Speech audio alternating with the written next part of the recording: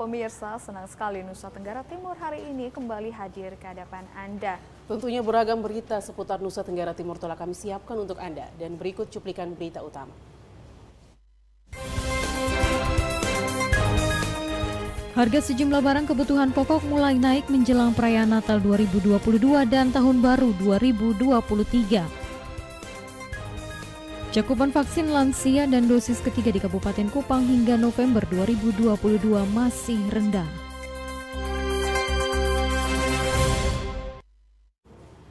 Berita utama tadi akan kami rangkai dengan sejumlah informasi lainnya bersama saya Fethi Mitbani.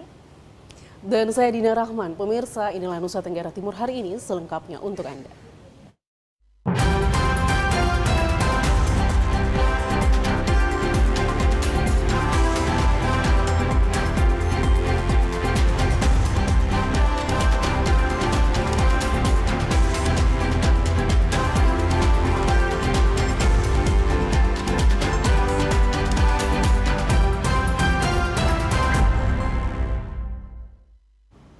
Ya saudara, kita awali informasi pertama dari Kota Kupang. Komisi Pemilihan Umum Kota Kupang akan membuka pendaftaran badan ad hoc penyelenggaraan pemilu tingkat kecamatan dan tingkat kelurahan secara online melalui aplikasi sistem informasi KPU dan badan ad hoc. Menurut rencana, pendaftaran akan dibuka tanggal 18 Desember 2022 mendatang. Ketua Komisi Pemilihan Umum Kota Kupang, Deki Balo, menjelaskan setelah pelaksanaan rekrumen anggota PPK kemudian akan dilanjutkan dengan penerimaan panitia pemungutan suara atau PPS dan seterusnya sampai KPPS untuk pemilu 2024. Berdasarkan schedule yang dikeluarkan KPU Republik Indonesia, seleksi calon anggota PPS akan dilaksanakan 8 Desember 2022. Sementara persyaratan untuk anggota PPS maupun KPPS pada umumnya sama, yakni diantaranya berusia paling rendah 17 tahun, tidak menjadi anggota partai politik, berdomisili dalam wilayah kerja masing-masing, berpendidikan paling rendah sekolah menengah atas atau sederajat, dan tidak pernah dipidana penjara berdasarkan putusan pengadilan yang telah memperoleh kekuatan hukum tetap karena melakukan tindak pidana yang diancam dengan pidana penjara 5 tahun atau lebih. Setelah PPK ini akan ada PPS itu yang akan dibuka 18 ini kalau lewat jadwal 18 Desember ya? Jadi kemudian PPS juga sudah mulai kerja Januari juga sama ya? Jadi prinsipnya seperti itu. Cuma untuk bedanya PPS itu sistemnya ujian tertulis, kalau yang PPK CAT. Ketua KPU Kota Kupang berharap agar warga Kota Kupang yang ingin menjadi anggota PPS untuk mulai mempersiapkan hal-hal umum, diantaranya pastikan untuk cek secara mandiri di info pemilu apakah terdaftar atau tidak sebagai anggota partai. Jika terdaftar sebagai anggota partai politik, segera menyampaikan surat pengaduan. Kemudian apakah terdaftar sebagai pemilih atau tidak. Jika belum terdaftar sebagai pemilih, segera mendaftarkan diri sebagai pemilih. Tim Liputan TVRI NTT. Sementara itu, antusiasme publik menjadi badan ad hoc penyelenggara pemilu di Kabupaten Sumba Barat Daya sangat tinggi. Sebanyak 296 orang mengikuti ujian seleksi CAT KPU untuk menjadi P3K di 11 kecamatan di wilayah Kabupaten Sumba Barat Daya. Salah satu tahapan pemilihan umum saat ini adalah rekrumen tenaga badan ad hoc penyelenggara pemilu. Rekrumen ini untuk mengisi kebutuhan panitia pemilihan kecamatan dan panitia pemungutan suara di pemilu 2024. Peluang ini disambut antusias oleh masyarakat Sumba Barat Daya. Komisi Pemilihan Umum Kabupaten Sumba Barat Daya melaksanakan seleksi dengan pelaksanaan ujian berbasis chat. Seleksi ini dimaksud guna memilih calon PPK yang mempunyai kemampuan dan integritas agar mampu melaksanakan tugas dengan profesional.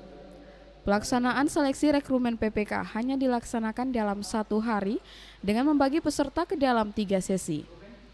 Adapun setiap sesi diisi oleh peserta dimulai dari nomor urut 1 hingga nomor urut 100 untuk sesi yang pertama.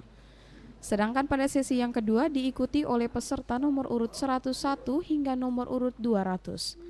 Sedangkan pada sesi terakhir diikuti oleh peserta nomor urut hingga peserta nomor urut 296. Baik, hari ini KPU Kabupaten Sumba Barat Daya melaksanakan seleksi CAT calon anggota PPK yang tersebar di 11 kecamatan dengan total yang melaksanakan seleksi hari ini 296 orang. Seleksi yang dilaksanakan hari ini dibagi dalam 3 sesi, yaitu sesi pertama itu nomor 1 sampai dengan nomor 100, sesi kedua itu nomor 101 sampai dengan 200, dan sesi ketiga itu nomor 201 sampai dengan 296.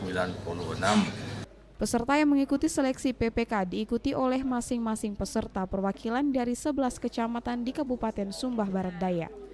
Pelamar terbanyak diketahui berasal dari Kecamatan Kodi Utara. Dari Kabupaten Sumba Barat Daya, Freddy Ladi, TVRI NTT. Ya, Saudara, pemerintah Kabupaten Kupang telah menjadwalkan pelantikan Kepala Desa tahun 2022 sebanyak 74 Kades. Menurut rencana akan dilaksanakan tanggal 16 Desember mendatang. Hal ini disampaikan Kepala Dinas Pemberdayaan Masyarakat dan Desa Kabupaten Charles Pani. Menurutnya berdasarkan rapat koordinasi pemerintah bersama Forkopimda terkait dengan Pilkades, sudah tidak ada persoalan, semua tidak ada masalah, dan hasil keputusan sudah final. Saat ini sedang persiapan untuk pelantikan Kades terpilih dan untuk pelantikan akan dilaksanakan tanggal 16 Desember mendatang. Dirinya juga mengakui saat pelaksanaan Pilkades ada banyak persoalan yang muncul, tapi semua dapat diselesaikan secara baik. Termasuk Pilkades Desa Oenoni 2 sempat viral di media sosial, juga tidak ada persoalan. Ketika disinggung hasil temuan dalam rapat dengan pendapat RDP Komisi 1 dengan panitia dan masyarakat Desa Oenoni 2 ditemukan sejumlah kejanggalan dalam pencoblosan. DPRD Kabupaten memutuskan hasil Pilkades Oenoni 2 batal dan akan dibawa ke ranah hukum. Charles Pani mengatakan dirinya sangat menghargai rekomendasi Dewan. Bagi yang tidak puas silakan menempuh jalur hukum, itu hak mereka. Tapi perlu rekomendasi tidak serta-merta membatalkan hasil keputusan Pilkades Desa Oenoni yang sudah keputusan final. Jika dalam perjalanan berdampak hukum, Charles mengaku siap memberi keterangan. Pelantikan direncanakan tanggal 16. Rekomendasi tetap kita terima. Rekomendasi itu tetap diterima. Tapi prosedur mekanisme pemilihan kepala desa sudah berjalan. Sehingga 74 ini sudah memenuhi kriteria untuk pelantikan. Tapi bagi yang merasa dirugikan, silakan, ada jalurnya tersedia. Hasil pantauan sejumlah kepala desa sedang sibuk memasukkan dokumen dalam hal untuk kelengkapan administrasi dan cara pelantikan Kades. Dari Kabupaten Kupang, Max Foni, TVRI NTT. Sejumlah panitia pemilihan kepala desa Pilkades mendatangi kantor pemberdayaan masyarakat dan desa PMD Kabupaten Kupang. Pasalnya mereka mengeluh sudah bekerja selama 6 bulan namun belum menerima honor panitia.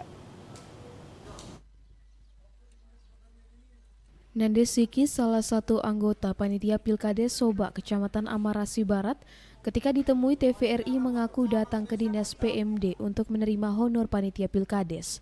Dirinya menuturkan panitia sudah bekerja sejak bulan Juni 2022, penetapan bakal calon hingga pencoblosan Pilkada tanggal 7 November lalu. Hingga saat ini honor panitia belum juga dibayarkan.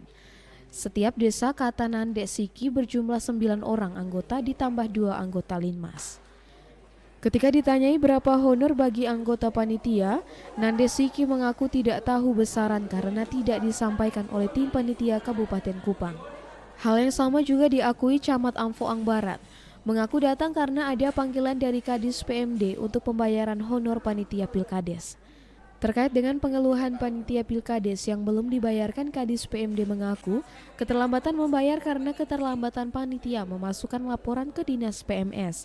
Untuk itu pihaknya meminta anggota panitia Pilkades tolong bersabar, semua dalam proses, hak panitia pasti akan dibayar. Ada di PMD berhubungan dengan pencairan dana honor kami anggota panitia desa yang artinya dari bulan Juni. Bulan Juni, oh ya.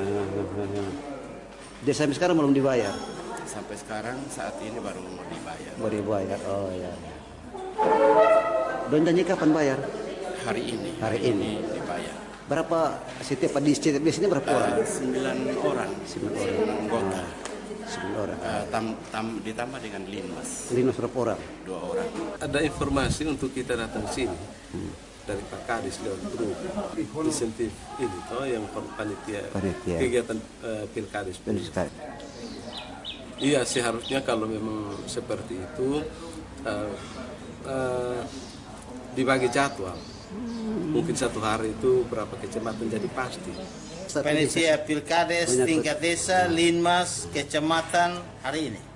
Ini besarnya daftar ada di dalam saya juga. Kalau total secara keseluruhan? Ya. Total secara keseluruhan minimalkan kalau per orang apa total juga saya tidak terlalu ingat. Tapi hari ini kita bayar sesuai dengan Papa sampai lihat DPA ini, makanya Papa sampai tahu. Dari Kabupaten Kupang, Max Foni, TVRI NTT. Saudara, kita beralih ke Kabupaten Malaka. Para bakal calon kepala desa bersama masyarakat tim pendukung melakukan aksi damai. Masa aksi mendatangi kantor PMD Kabupaten dan kantor DPRD guna menuntut keadilan. Memasuki hari keempat, para bakal calon yang dinyatakan tidak lolos melakukan aksi bersama masyarakat di kantor Dinas PMD Kabupaten Malaka dan kantor DPRD Malaka. Dalam aksi tersebut, mereka menuntut agar panitia membuka ulang berkas hasil pembobotan nilai. Mereka juga mengaku panitia seleksi bersikap inkonsistensi terkait pengambilan keputusan. Mereka juga mempertanyakan keabsahan Ketua Pilkades serentak 2022 dan menilai Ketua Panitia tidak bertanggung jawab dengan penyelenggaraan Pilkades di Malaka. Mereka juga meminta kepada Dewan Perwakilan Rakyat Daerah Kabupaten Malaka membentuk panitia khusus Pansus terkait pengaduan 23 desa dan apabila tuntutan yang diminta tidak dijalankan, maka bakal calon kepala desa dan masyarakat yang tergabung dalam aliansi Cinta Malaka tersebut akan bertindak melalui jalur hukum. Koordinator lapangan Inyo Molo mengaku, pihaknya bersama para bakal calon desa dan masyarakat pendukung akan terus memperjuangkan dugaan ketidakadilan yang dilakukan tim seleksi Pilkades serentak tahun ini. Perjuangan ini hanya demi mendapatkan keadilan dan kebenaran. Tuntutan pengaduan kami hari ini ada 5 poin. Salah satunya pembentukan panitia khusus oleh Dewan Perwakilan Rakyat terkait pengaduan kami. Dan yang kedua, surat penegasan nomor sekian-sekian yang beredar itu tidak sesuai dengan kesepakatan yang kami sepakati di kantor Dewan waktu itu. Dan yang berikutnya kami akan menempuh jalur hukum. Kami akan melakukan peratun terhadap penetapan bakal calon menjadi calon kepala desa di desa yang sudah ditetapkan, dan kita menunggu keputusan-keputusan yang merasa kami dirugikan, kami akan melakukan peratun. Itu langkah-langkah selanjutnya yang kami akan ambil. Mereka menyampaikan pernyataan sikap. Ya, untuk pertama salah satu poin itu untuk DPR adalah membentuk pansus. Pansus untuk menyelidiki proses pencalonan kepala desa. Karena mereka merasa dirugikan karena pembobotan dan persyaratan-persyaratan lain yang tidak benar. Nah, sesudah itu tadi saya juga sampaikan kalau memang merasa tidak puas silakan para bakal calon yang merasa dirugikan, kita melakukan gugatan kepada Peradilan Tata Usaha Negara. Sementara itu, Wakil Ketua 1 DPRD Kabupaten Malaka, Hermin Devindolu mengatakan, tuntutan yang disampaikan masa aksi akan ditindaklanjuti, terutama permintaan untuk membentuk pansus dari DPRD. Pihaknya juga mendukung jika yang dirugikan menempuh jalur hukum. Dari Kabupaten Malaka, Yosman Seran, TVRI NTT. Pemirsa, usai jeda berikut kami akan kembali dengan informasi menarik lainnya. Untuk itu tetaplah bersama kami.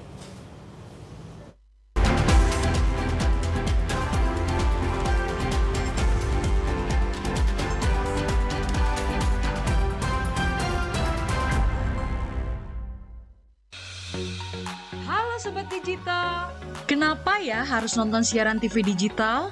Walaupun sama-sama menggunakan teknologi digital, siaran TV digital tidak sama loh dengan TV streaming yang melalui internet, TV kabel, dan TV satelit.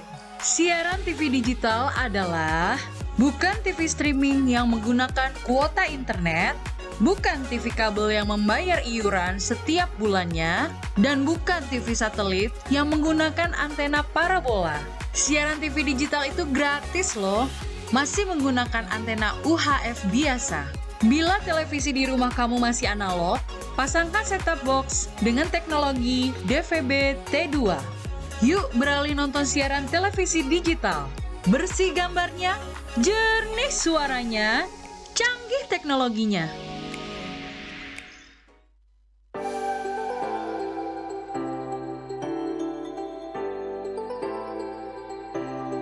Halo Sobat Digital, gak enak kan kalau kamu nonton TV gambarnya masih bersemut seperti ini? Tambahkan set-top box di perangkat analog kamu untuk menonton siaran TV digital. Beli set-top box bisa di toko online atau di marketplace. Bisa juga beli di toko elektronik sekitar tempat tinggal kamu. Cara pemasangan set-top box agar perangkat analog kamu dapat menangkap siaran TV digital berikut caranya. Sambungkan kabel RCA berwarna kuning, merah, dan putih sesuai warnanya pada set-top box juga pada perangkat analog kamu. Sambungkan juga kabel antena UHF kamu ke set-top box. Lalu sambung kabel power set-top box pada sumber listrik. Nyalakan set-top box menggunakan remote. Pilih menu AV pada perangkat analog kamu. Saat muncul menu panduan instalasi, pilih channel search atau pencarian siaran. Tunggu prosesnya sampai selesai ya. Dan kamu sudah siap menyaksikan siaran televisi digital. Dan gratis tanpa berlangganan.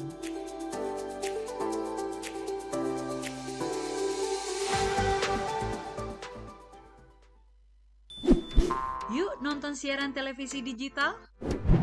Bagaimana ya cara menangkap siaran televisi digital? Pertama, pastikan di daerah Anda sudah ada sinyal siaran televisi digital. Kedua, gunakan antena UHF di dalam atau di luar rumah Anda. Ketiga, pastikan televisi Anda sudah dilengkapi penerima siaran digital DVB T2. DVB T2 merupakan jenis sinyal yang digunakan Indonesia dalam penyiaran televisi digital. Keempat, pilih auto scan, lalu pindai televisi Anda. Bagaimana jika televisi Anda masih analog? Pasangkan set-top box. Televisi Anda otomatis menangkap siaran digital. Bersih gambarnya, jernih suaranya, canggih teknologinya.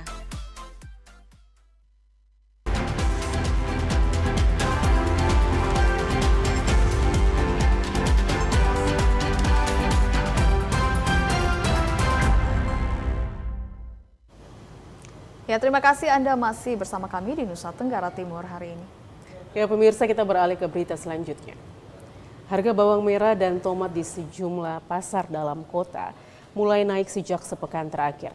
Sementara itu harga bawang putih dan lombok keriting harganya masih normal sejak 2 pekan terakhir. Melambungnya harga kedua jenis bumbu dapur di tangan pengecer ini dipicu oleh naiknya harga di tangan distributor. Harga bawang merah yang sebelumnya dipatok Rp15.000 naik menjadi Rp35.000 per kilogram atau naik Rp20.000 per kilogramnya.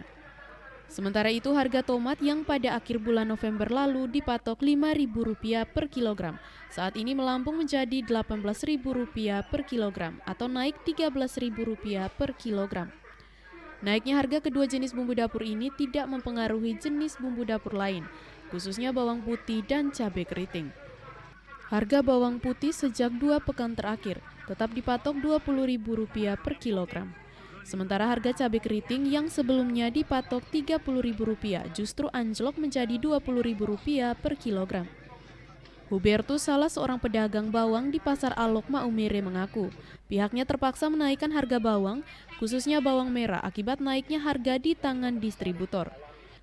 Diakuinya bahwa ketika harga di tangan distributor dipatok dengan harga Rp12.500, pihaknya masih menjual dengan harga Rp15.000 per kilogram. Tetapi saat ini harga di tingkat distributor naik menjadi Rp30.000. Harga eceran juga dinaikkan menjadi Rp35.000 per kilogramnya. Mulai dari bulan September sampai bulan 12 ini mulai naik ya? Harga bawang merah 35 sampai 40. Bawang putih 25 sampai 30. Sebelumnya berapa? Sebelumnya bawang putih 30, 25. Sebelumnya bawang merah 25.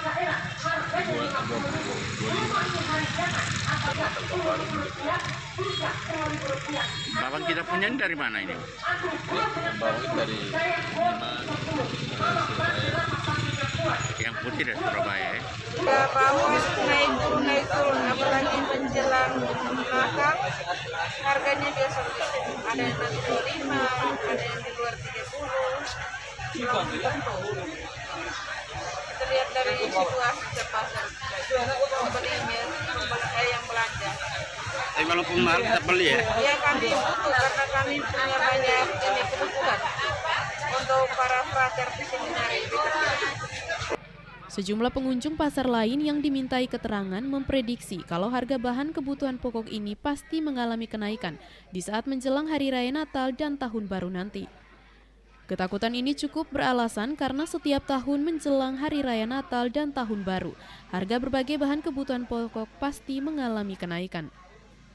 Dari Maumere, Ruben Subanraya, TVRI NTT. Sementara itu dari Kabupaten Sumba Barat Daya, pemirsa, harga sejumlah barang kebutuhan pokok mulai naik menjelang perayaan Natal dan Tahun Baru 2023. Harga cabai merah, minyak goreng, telur ayam ras, dan bawang naik cukup tinggi. Pusat Informasi Harga Pangan Strategis Nasional mencatat harga beberapa komoditas seperti cabai merah, minyak goreng kemasan dan botol, telur ayam ras mulai meningkat. Di Pasar Raya Ombakomi, Desa Pogotena, Kecamatan Laura, Kabupaten Sumba Barat Daya, kenaikan harga bawang merah dan bawang putih bahkan sudah tidak wajar, yaitu menyentuh Rp30.000 hingga Rp40.000 per kilogram. Selain itu, harga minyak goreng dan telur ayam ras terus merangkak naik diprediksi hingga nanti di bulan Januari tahun 2023. Saat ini harga telur ayam ras dijual hingga Rp50.000 per kilogram. Selain itu, ia mengaku bahwa barang-barang yang datangnya dari luar Pulau Sumba seperti mie instan, gula pasir, dan kebutuhan pokok lainnya akan terus mengalami peningkatan harga. Menjelang Hari Raya Natal dan Tahun Baru, harga barang sembako naik. Contohnya gula, minyak goreng, telur ayam, beras, sama mie itu dia naiknya dari tanggal sekarang sampai Januari. Itu perbedaan harga kenaikannya itu berapa ya per barang itu? Itu hampir 5.000 ke atas. Satu jenis barang? Iya, bawang sama minyak goreng, bawang merah, bawang putih, lombok. Selain di Pasar Rakyat Ombakomi, wilayah Laura, hal yang sama terjadi pada Pasar Rakyat Waimanggura di Kecamatan Wewewa Barat. Sejumlah barang kebutuhan pokok terus merangkak naik. Para penjual yang ditemui di lokasi Pasar Waimanggura mengaku terpaksa menjual barang sembako menyesuaikan dengan harga dari toko distributor. Mereka mengaku cukup kaget ketika membeli barang di toko dengan kenaikan yang sangat signifikan. Sebagai contoh, harga minyak goreng dalam jergen 5 liter dijual seharga Rp90.000. Terpaksa para penjual eceran di lapangan menaikkan harga jual hingga mencapai Rp100.000. Menjelang Hari Raya Natal dan Tahun Baru, operasi pasar harus segera dilakukan untuk menekan kenaikan harga barang yang kian terus merangkak naik. Dari Kabupaten Sumba Barat Daya, Freddy Ladi, TVRI NTT. Kita beralih ke Kabupaten Ende, Saudara. Bulog cabang Ende memastikan stok kebutuhan beras, terigu, minyak goreng, dan gula pasir jelang Natal dan Tahun Baru tercukupi hingga 3 bulan ke depan. Kepala Cabang Bulog Ende, Peter Edehan, mengungkapkan saat ini stok beras di gudang sebanyak 298 ton dan dalam waktu dekat kita akan mendapatkan tambahan beras 500 ton. Ia juga menyampaikan selain beras, ada juga komoditi pangan lain seperti gula pasir. Stok saat ini, stoknya 12.000 kg, tepung terigu 5.000 kg, dan minyak goreng 13.400. Sehingga masyarakat diharapkan jangan khawatir, karena stok ini dipastikan mencukupi untuk 3 bulan ke depan. Ia mengajak masyarakat yang mau belanja, silakan datangi kantor Bulog atau rumah pangan kita yang terdekat yang tersebar di Kota Ende. Ia juga menambahkan saat ini Bulog lagi dalam persiapan untuk kegiatan pasar murah. Stok persediaan kita di Perum Bulog cabang Ende ini saat ini untuk beras sebanyak 298 ton. 298 ton ini cukup untuk memenuhi kebutuhan sampai dengan awal di Januari 2023. Dan dalam waktu dekat juga kita akan tambahan lagi di bulan Desember ini, diperkirakan minggu-minggu ketiga itu kita ada tambahan lagi 500 ton. 500 ton beras lagi itu untuk memenuhi kebutuhan hingga sampai dengan Maret 2023. Dari Kabupaten Ende, Obitani, TVRI NTT.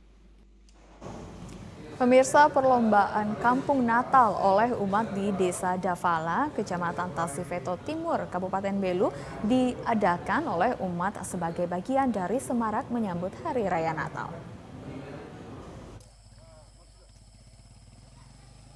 Beginilah suasana jelang perayaan Natal tahun 2022 di Desa Davala, Kecamatan Tasifeto Timur, Kabupaten Belu, di mana umat Katolik yang berada di desa ini mulai meramaikan suasana Natal dengan menggelar perlombaan kandang Natal antar lingkungan stasi.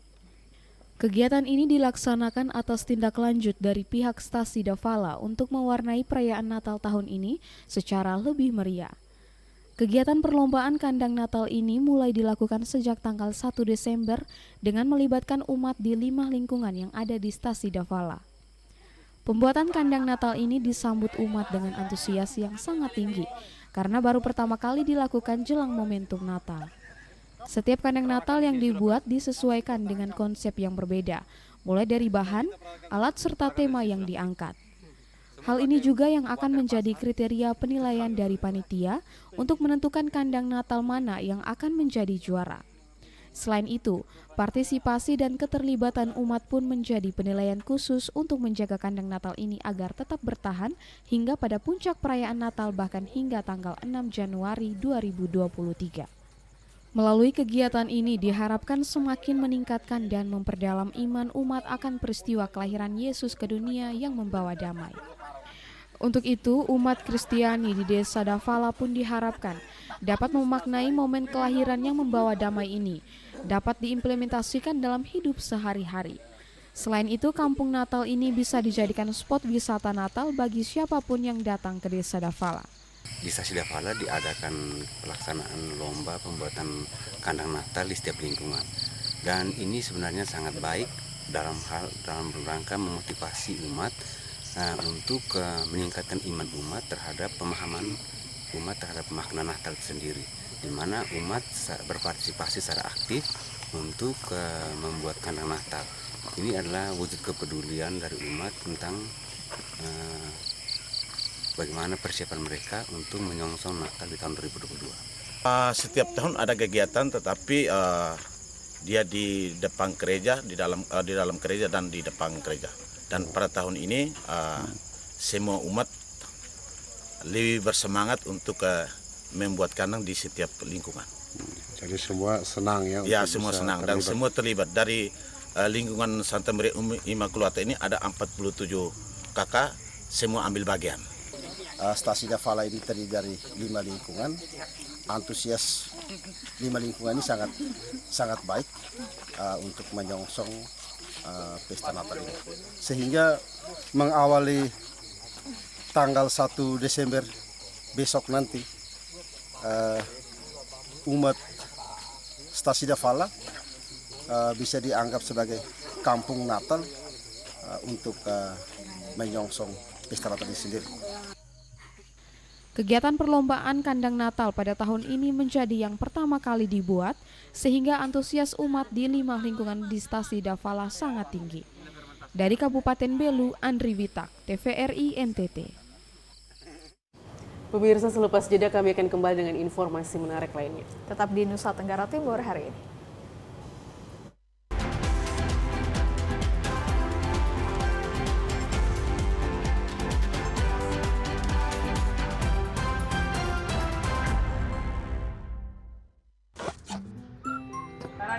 Kanan dikit.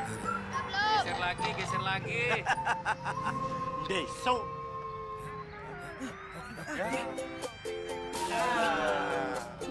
Besok. Ya. Besok.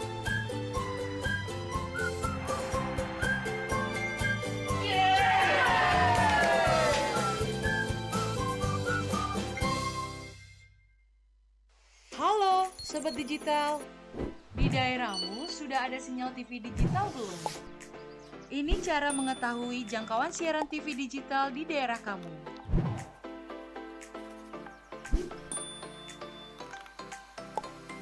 Pertama, download aplikasi Sinyal TV Digital di Play Store jika kamu menggunakan HP Android dan App Store untuk aplikasi iOS. Kedua, pilih aplikasi Play Store atau App Store di smartphone kamu. Ketiga, ketik di area pencarian aplikasi Sinyal TV Digital. Keempat, install aplikasi Sinyal TV Digital di smartphone kamu. Kelima, buka aplikasi Sinyal TV Digital kamu.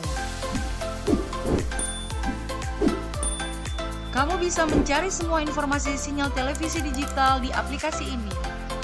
Ketik daerah kamu di area pencarian, otomatis aplikasi ini memberikan informasi apakah sudah ada sinyal siaran televisi digital di daerah kamu. Di aplikasi ini, kamu akan mendapatkan informasi mengenai pemancar siaran digital, konten siaran digital, dan kekuatan sinyal digital di daerah kamu. Selamat mencoba Sobat Digital! Dulu TV di rumah Inyong cuma jadi pajangan.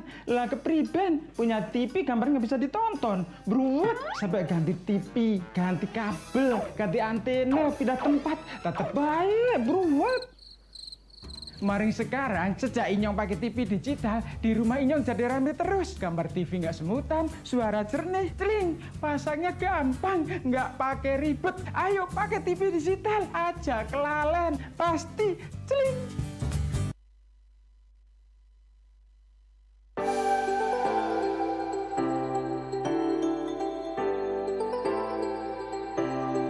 Halo Sobat Digital, gak enak kan kalau kamu nonton TV gambarnya masih bersemut seperti ini? Tambahkan set-top box di perangkat analog kamu untuk menonton siaran TV digital. Beli set-top box bisa di toko online atau di marketplace. Bisa juga beli di toko elektronik sekitar tempat tinggal kamu. Cara pemasangan set-top box agar perangkat analog kamu dapat menangkap siaran TV digital berikut caranya. Sambungkan kabel RCA berwarna kuning, merah, dan putih sesuai warnanya pada set-top box juga pada perangkat analog kamu. Sambungkan juga kabel antena UHF kamu ke set-top box. Lalu sambung kabel power set-top box pada sumber listrik.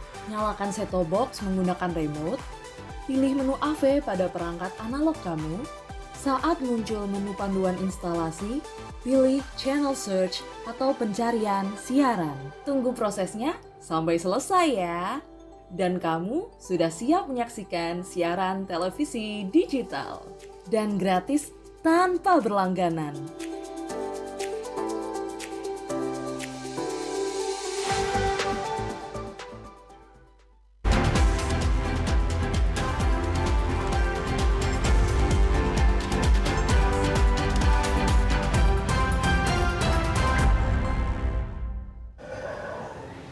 Ya, Anda masih menyaksikan Nusa Tenggara Timur hari ini. Ya pemirsa, kita beralih ke informasi selanjutnya. Cakupan vaksin lansia dan dosis ketiga di Kabupaten Kupang hingga November 2022 masih rendah. Upaya vaksinasi COVID-19 oleh Dinas Kesehatan Kabupaten Kupang telah dilakukan sejak 2021 sampai Desember 2022 saat ini. Sebagian besar masyarakat Kabupaten Kupang telah menerima vaksin baik dosis pertama, dosis kedua maupun dosis ketiga atau booster, dan dosis keempat bagi tenaga kesehatan. Kendati demikian, hingga saat ini vaksin lansia dan dosis ketiga di Kabupaten Kupang masih rendah. Kepala Bidang P2P Jelita Rivu Kaho mengatakan, kendati lansia merupakan kelompok masyarakat yang paling rentan atau berisiko terpapar COVID-19 yang terdampak hingga meninggal dunia, tetapi vaksin bagi lansia hingga saat ini masih rendah. Berdasarkan data cakupan vaksin di Kabupaten Kupang, vaksin dosis pertama telah mencapai 75,52%, vaksin dosis kedua 54,69%, vaksin dosis ketiga atau booster 24,81%, dan vaksin keempat atau booster kedua bagi tenaga kesehatan 1,27%. Adapun dari cakupan vaksinasi COVID-19 tersebut, dari semua kelompok masyarakat, cakupan vaksin lansia. Untuk itu, saat ini vaksin yang dilakukan oleh Dinas Kesehatan baik secara massal dengan bekerja sama dengan organisasi atau instansi terkait, maupun secara individu melalui puskesmas, diprioritaskan bagi lansia. Ia menambahkan, vaksin dosis ketiga atau booster pertama sendiri masih rendah, di mana banyak masyarakat memilih untuk tidak divaksin karena menganggap bahwa COVID-19 telah menurun, sehingga menganggap vaksin COVID tidak penting. Cakupan vaksinasi lansia sendiri itu masih rendah dan paling rendah, pada yang paling beresiko untuk terkena COVID yang sampai bisa menderita infeksi berat bahkan sampai meninggal itu yang kelompok lansia maupun kelompok rentan. Nah, ini kami juga lihat pemberian ini juga bukan cuma untuk dosis 3 saja ya, walaupun kita sama-sama berupaya supaya masyarakat bisa mendapatkan vaksinasi sampai dosis 3, namun kami juga tetap membuka bila ada yang ingin vaksin dosis 1 ataupun dosis 2.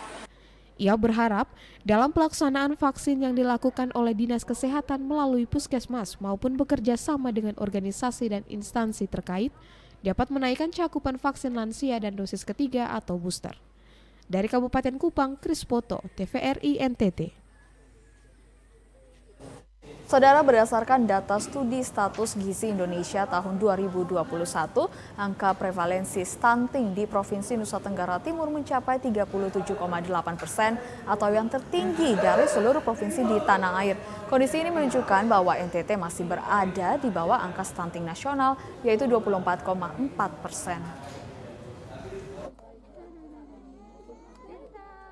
Dengan data yang ada, Ketua Tim Penggerak PKK Provinsi Nusa Tenggara Timur, Juli Sutrisno Leskodat menegaskan, meskipun secara nasional prevalensi stunting di NTT masih tinggi, namun komitmen pemerintah terus mendorong untuk menurunkan angka stunting sesuai target nasional pada tahun 2024 mendatang berhasil diturunkan hingga 24,4%. Dengan membiasakan bayi dan mengkonsumsi kelor dan gemar makan ikan. Konsumsi kelor adalah jenis sayuran milik masyarakat yang diketahui sebagai jenis sayuran yang memiliki sumber gizi tertinggi. Selain itu juga, gemar makan ikan menjadi kewajiban bagi bayi balita. Kelor dan ikan adalah potensi unggulan daerah ini dan memiliki nilai protein bergizi tinggi. Selain pola asupan makan bergizi, Ketua Tim Penggerak PKK NTT pun mengajak segenap masyarakat untuk senantiasa secara gotong royong peduli dengan satu gerakan bersama menurunkan angka stunting melalui peningkatan sumber daya manusia dan kesadarannya agar senantiasa menjaga kebersihan lingkungan sekitarnya.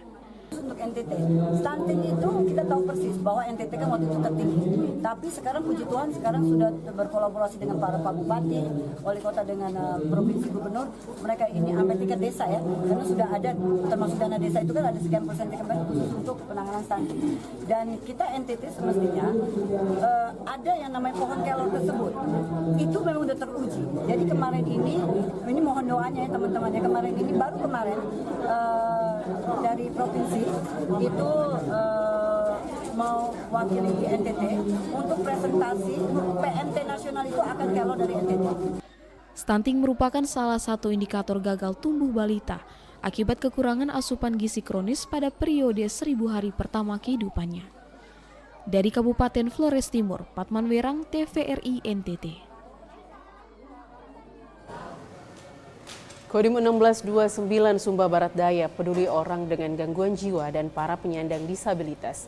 Dandim Letkol CZI Novi Kurniawan mengatakan akan memberikan bantuan obat bagi ODGJ dan alat bantu bagi penyandang disabilitas. Di perkampungan WE Dabo Desa Loko Kalada, Kecamatan Laura, Kabupaten Sumba Barat Daya, ada dua warga yang mempunyai kondisi berbeda. Satunya mengalami gangguan jiwa dan satunya lagi seorang penyandang disabilitas. Dandim 1629 Sumba Barat Daya mengaku akan memberikan bantuan obat kepada Lukas Lelu yang merupakan orang dengan gangguan jiwa. Hal itu disampaikan oleh Dandim 1629 Sumba Barat Daya, Letkol CZI Novi Kurniawan, saat Kofi naik dengan para wartawan yang bertugas di Kabupaten Sumba Barat Daya. Dandim Novi Kurniawan mengaku melaksanakan perintah Panglima TNI untuk memberikan perhatian khusus kepada orang dengan gangguan jiwa dan para penyandang disabilitas.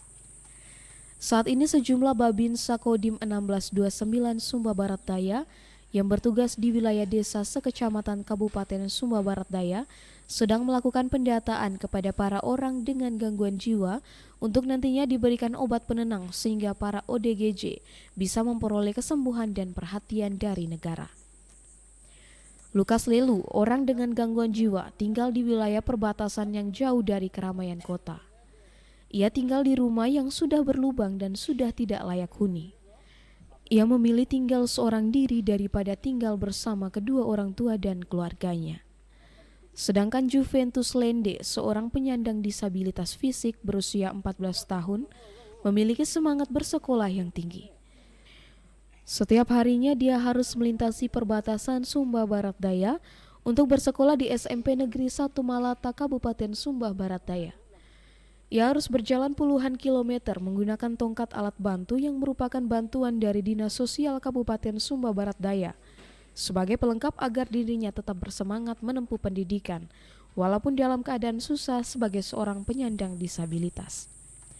Juventus Lende nantinya turut akan dibantu oleh Dandim 1629 Sumba Barat Daya. Dari Kabupaten Sumba Barat Daya, Freddy Ladi, TVRI NTT. Pemirsa, jelang Natal 2022 dan Tahun Baru 2023, jajaran Polres Flores Timur melaksanakan operasi Pekat Seligi 2022 di wilayah hukum Polres Kabupaten Flores Timur selama 15 hari ke depan. Menurut Wakapolres Flotim Komisaris Polisi 1 Ketut Sabah, operasi Pekat Flotim 2022 ini bertujuan untuk mencegah penyakit masyarakat, kebut-kebutan, miras, judi, narkoba, premanisme jalanan, dan lain-lain. Sekaligus sebagai tindakan preventif dini guna mengantisipasi perayaan Natal tahun 2022 dan menjelang perayaan Tahun Baru 2023 di daerah ini agar situasi Kamtibmas di wilayah Flotim tetap kondusif. Tujuan daripada operasi Pekat adalah untuk mempersiapkan pelaksanaan operasi lilin nanti bisa berjalan lebih kondusif. Jadi kita awali pelaksanaan operasi lilin ini melalui operasi Pekat, sehingga pada pelaksanaan perayaan Natal dan Tahun Baru warga masyarakat kita di Flores Timur sudah bisa berjalan dengan lancar, aman tanpa suatu halangan apapun. Dihimbau agar personel yang terlibat di dalam operasi Pekat Seligi 2022 dapat memahami serta mengetahui tugas dan tanggung jawabnya. Sekaligus dalam pelaksanaan operasi Pekat Flotim 2022, petugas operasi agar selalu melakukan tindakan dan pendekatan yang humanis, sehingga target capaian dari operasi Pekat ini sungguh dirasakan masyarakat. Dari Flores Timur, Patman Werang, TVRI NTT. Hujan besar disertai angin kencang mengakibatkan listrik jalur wilayah Wewewa di Kabupaten Sumba Barat Daya mati total. Dampak dari patahnya salah satu tiang listrik di hutan Watu Kangoroka akibat tertimpa kayu besar yang tumbang. Intensitas hujan yang sangat tinggi di wilayah Wewewa Kabupaten Sumba Barat Daya menyebabkan salah satu kayu besar di hutan Watu Kagoroka, Kecamatan Wewewa Barat tumbang hingga menyebabkan salah satu tiang listrik patah. Akibat patahnya tiang listrik tersebut menyebabkan arus listrik jalur wilayah Wewewa lumpuh total. Listrik mati hingga 3 jam dan adapun wilayah yang mengalami listrik mati total selama 3 jam yaitu wilayah Wewewa Barat, Wewewa Selatan, Wewewa Utara, Wewewa Tengah, dan Wewewa Timur. Di lokasi kejadian, petugas PLN Kantor Pembantu Unit Waitabula, Kabupaten Sumba Barat Daya, terpantau langsung siaga menggantikan tiang listrik yang baru, termaksud sejumlah alat lainnya yang rusak akibat terkena timpaan kayu yang tumbang. Kayu besar yang tumbang tersebut juga sempat menyebabkan macetnya jalan raya dari arah Waimanggura ke Waitabula, juga sebaliknya. Namun petugas PLN Unit Waitabula mampu mengatasi kejadian tersebut. Billy Ngongo, salah satu warga di kawasan hutan Watu Kangoroka, mengharapkan agar PLN segera melakukan pemangkasan sejumlah kayu-kayu besar yang berada persis di dekat tiang listrik, sehingga tidak menyebabkan bahaya ketika hujan turun yang disertai dengan angin kencang. Ia mengaku bahwa kayu-kayu tersebut sangat berpotensi mengancam keselamatan orang banyak, termaksud akan mengganggu instalasi listrik di wilayah Wewewa. Hal itu disampaikan oleh Billy Ngongo menggunakan bahasa daerah Wewewa. Curah hujan yang tinggi disertai angin kencang di wilayah Kabupaten Sumba Barat Daya sangat berpotensi menyebabkan terjadi bencana daerah. Diharapkan agar pemerintah daerah Sumba Barat Daya dan sejumlah sektor lainnya senantiasa siaga bencana. Dari Kabupaten Sumba Barat Daya, Freddy Ladi, TVRI NTT.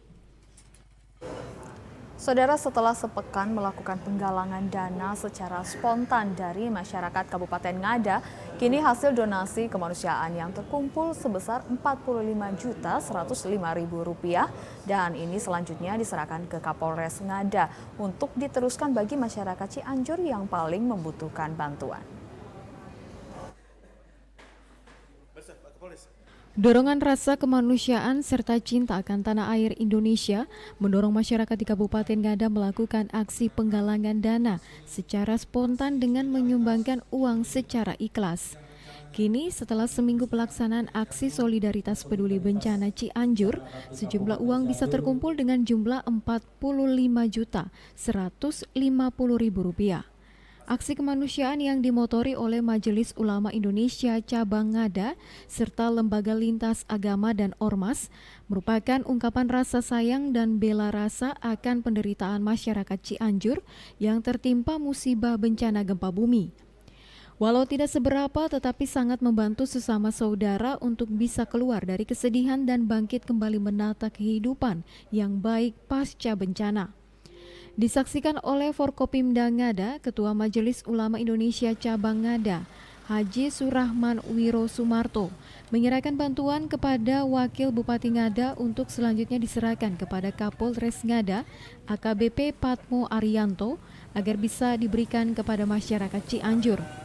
Wakil Bupati Ngada, Raimundus Bena mengungkapkan rasa terima kasih kepada masyarakat Kabupaten Ngada yang memberikan sumbangan secara spontan untuk membantu warga Cianjur agar bisa bangkit kembali dari kesedihan dan duka yang mereka alami akibat bencana gempa bumi.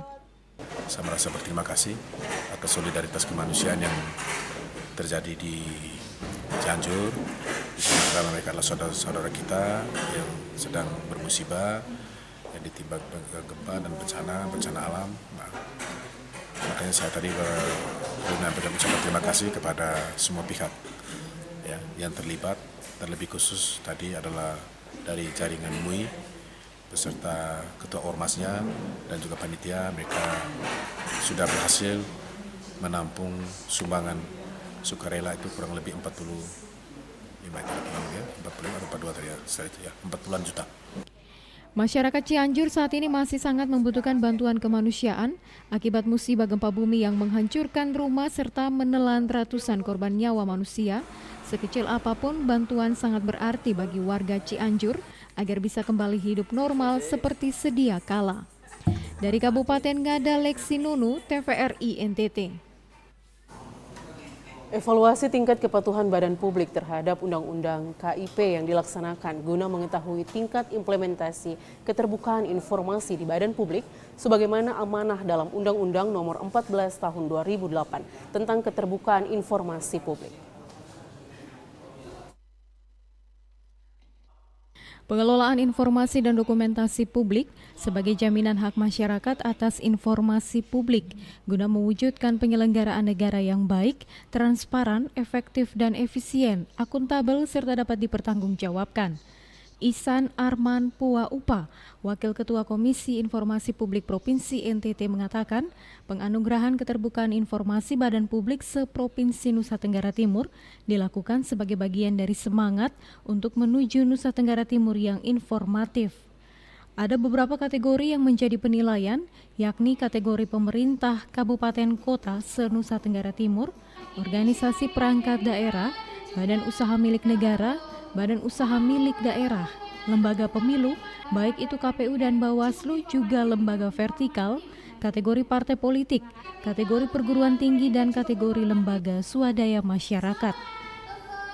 Kami dari Komisi Informasi Provinsi Nusa Tenggara Timur hari ini mengadakan penganugerahan keterbukaan informasi publik sebagai bagian dari monitoring dan evaluasi, di mana kami melakukan evaluasi terhadap badan-badan publik, baik eksekutif, legislatif, yudikatif atau badan apapun yang dalam proses penyelenggaraan negara menggunakan APBN, APBD, sumbangan masyarakat, sumbangan luar negeri untuk mengukur sampai di mana implementasi keterbukaan informasi publik ini dilakukan.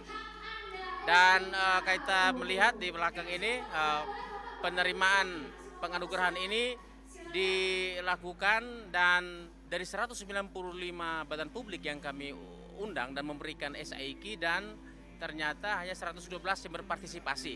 Ini menjadi catatan sehingga ke depan kita mengharapkan agar keterbukaan informasi publik ini dapat diimplementasi dengan baik oleh seluruh badan publik, khususnya di lingkup Nusa Tenggara Timur.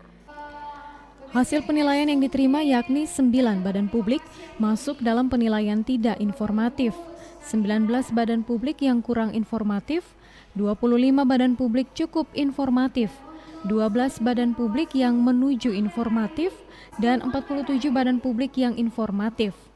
Dari hasil ini diharapkan agar ke depan Nusa Tenggara Timur dapat menjadi tongkat sejarah menuju NTT yang transparan, adil, dan sejahtera.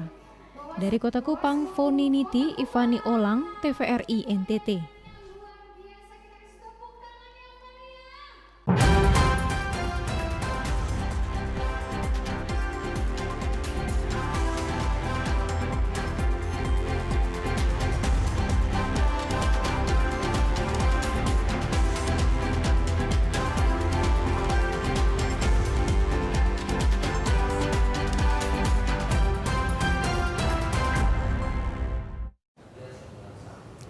Saudara, informasi tadi sekaligus mengakhiri perjumpaan kita hari ini. Tak lupa juga kami mengajak Anda untuk tetap menaati protokol kesehatan guna mencegah penyebaran COVID-19.